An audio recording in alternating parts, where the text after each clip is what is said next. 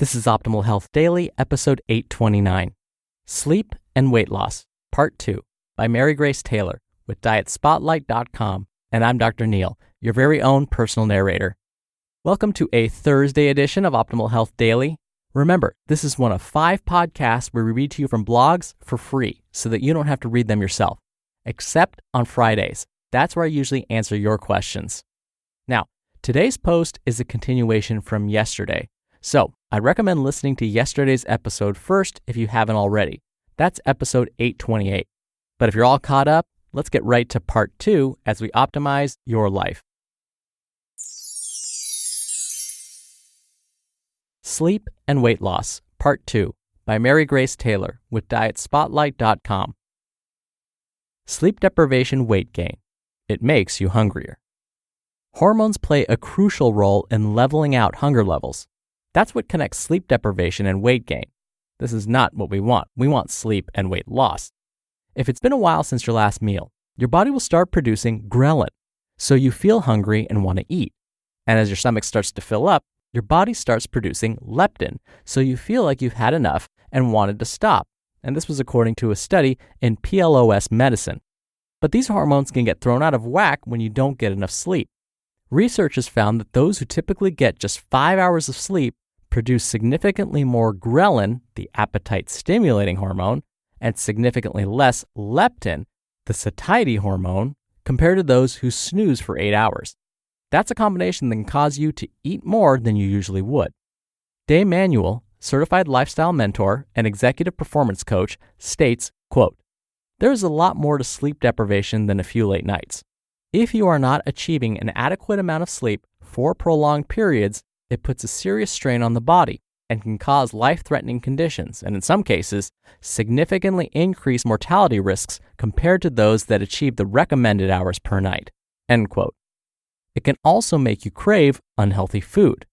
Running low on sleep doesn't just make you want to eat more. Often, it makes you want to eat more junk. In one study published in the journal Sleep, subjects reported feeling hungrier and had a stronger desire to eat when they were short on sleep. And they were significantly less able to control the impulse to scarf down low-nutrition snack foods like cookies and chips. Researchers suspect that's because sleep deprivation boosts chemical signals in the brain that make food pleasurable and rewarding. So when you're tired, your favorite snacks seem to taste even more delicious than usual, and you're more likely to gobble them up even if you aren't hungry. 3. How much sleep do you need for weight loss? Skimping on sleep clouds your ability to make healthy choices, ramps up hunger and cravings, and messes with the way that your body processes energy from food.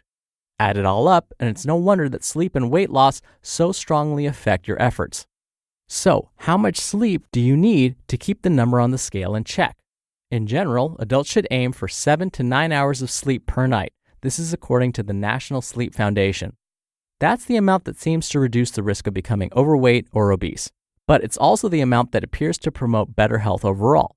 Getting enough sleep can also help boost your mood, support a healthy immune system, and even help you live longer. Dr. Rachel Carlton Abrams states, quote, "Just as important as the calming effects of sleep on your inflammatory and immune systems is the mood that you live within while awake." End quote.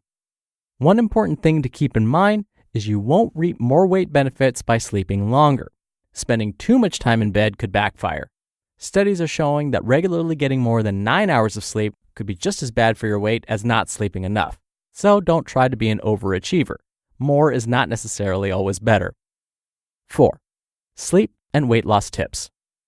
Quote, "Without periods of deep relaxation, our bodies cannot properly maintain and repair themselves, which leads to worsening truncal obesity, more insulin resistance, and declining health. Some things you can do to manage and reduce stress and get into the relaxation state that we need to thrive include meditation and mindfulness, spending time in nature, journaling, and exercise." Dr. Terry Wahls, author of the Wahls Protocol.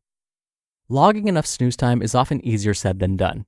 To get the most out of sleep and weight loss and help keep your weight in check, try these simple tips. According to sleep.org, if you roll all over the place and have difficulty falling or staying asleep, try one of these things. 1. Create a bedtime routine. Do something calm and quiet to help you relax, like reading, listening to music, or taking a hot bath. Over time, you'll start to associate this routine with sleep. 2. Only use your bed for sleeping and try not to do other activities in bed, like watch TV or answer emails. That way, when your head hits the pillow, your body gets the signal that it's time to start snoozing. 3. Steer clear of screens before bed. Laptops, tablets, and phones emit blue light that can stimulate your brain and make it harder to fall asleep. Try to power down at least an hour before bedtime. And 4, be active. Exercisers tend to sleep better than couch potatoes. Plus, regular sweat sessions will help you burn more calories and make it easier to lose weight. Does it seem like you don't have enough time to sleep for 7, 8, or 9 hours? You might find that you're able to squeeze in a full night's sleep if you make it a priority. So try setting a bedtime and sticking with it, just like you would with an important meeting or appointment. Focus on adjusting sleep, and weight loss may be more likely. Chances are, your waistline will thank you for it. You just listened to part 2 of the post titled Sleep and Weight Loss by Marygrace Taylor with DietSpotlight.com. Dr. Neil here for my commentary. I know for me, sleep is super important. Now, I haven't done a controlled study on myself, but it seems like when I don't get enough sleep, my immune system suffers. When I don't get enough good quality sleep, I tend to get sick. And I think this is what happens to me when I go on vacation. When I go on vacation, I'm sleeping in a new bed, and I've realized that my sleep gets affected. And when I come back from vacation, or sometimes by the last day of vacation, I'm sick with something. But of course, it could be sleep, or it could be my diet has changed, or it could be I was exposed to different viruses, who knows. But what we can say from the research is that sleep definitely influences the power of our immune systems. Remember, the immune system is our body's defense. And what we're learning is getting at least 7 hours of high quality sleep especially is important to help keep your immune system or your body's defenses in tip-top shape. So like I said yesterday, think of sleep as a way to do a hard reboot on not only just your brain, but your body. Deep, restful sleep allows your body to recover from all of the day's stresses. It's like when you keep your computer or your phone on for way too long, and especially if you had like a really busy day or you're answering a ton of emails and multitasking and streaming, you realize that your computer or your phone starts to slow down, and one of the ways to speed it back up is to simply reboot it. That's what sleep is for the body. Every day we get tons of information that our body has to process, our brains especially, and so getting restful sleep for 7 to 9 hours is like doing a hard reboot for the brain and the body. You'll perform better when you restart the next day. All right, that wraps up today's episode. Thank you for listening. Thank you for being a subscriber. I hope you have a great rest of your Thursday, and I'll see you tomorrow for the Friday Q&A and where your optimal life awaits. Hello, Life Optimizer. This is Justin Malik, creator and producer of this show and Optimal Living Daily, the brother podcast of this one. Literally, I'm Dr. Neil's brother. If you like the format of this show, you'll love Optimal Living Daily too, where I also read to you from blogs, but cover other topics like personal development, finance, and minimalism from bloggers like Derek Sivers, The Minimalists, Zen Habits, and many more. So for more amazing content read to you for free, come subscribe to Optimal Living Daily too, and together we'll optimize your life. You've been listening to Optimal Health Daily.